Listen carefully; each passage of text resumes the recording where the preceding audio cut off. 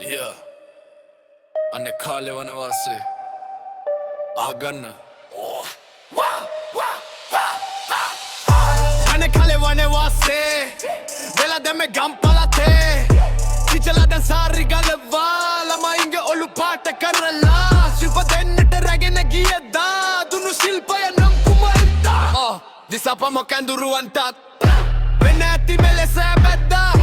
දෙගුරුන්ට පෙර සිටින ගුරුවරු සැලකුවේ අපි වගේ දෙවීවරු Oh shit වර්තමානයේ වෙහෙම කෙලවා අකුරු උගනී ජුන්ඩා සොලවා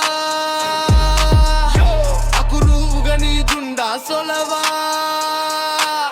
සොලවන්න පෙරේ දලුම ජුන්ඩා විවාහක ඒ ලම්ද කොහින්දා ස්වාමී ගැන බින්දක් නොහිතා සොලවායේ චූටි ජුන්ඩා ඒ අතර හොඳ වැඩක් දැක්කා තරුණ ගැහැණු අතර රිංගා මැහැල්ලක විලිවත් නොලිත්තා ශිල්ප පෙන්වයුන තලුපා ශිල්ප පෙන්වයුන තලුපා මැහැල්ලක් මුත් ඇගේ දෙන්තක කලදක ලෙස පෙනේ රවුමක විලිවස ගන්නනේ මැහැල්ලිය බඩ වඩ පොගේ දෛරෝ විසිවිය දතු නැති ඒ කටේ දත්තික භාගයක්වත් ප්ලාස්ටික් විය නැගිටිස ගෙට වඩා උසවිය මැහැලියන් දැන් තරුණ විය තව මැහැලියන් දැන් තරුණ විය තව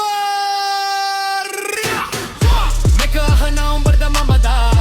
මේක ලියනා මමද උඹදා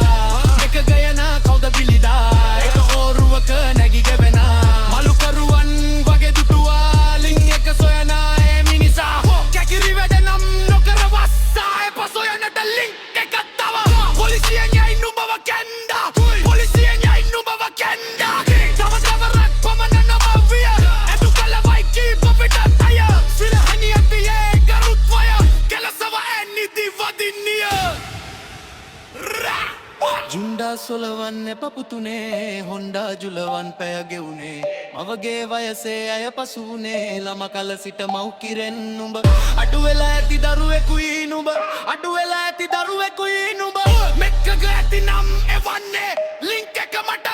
එවන්නේ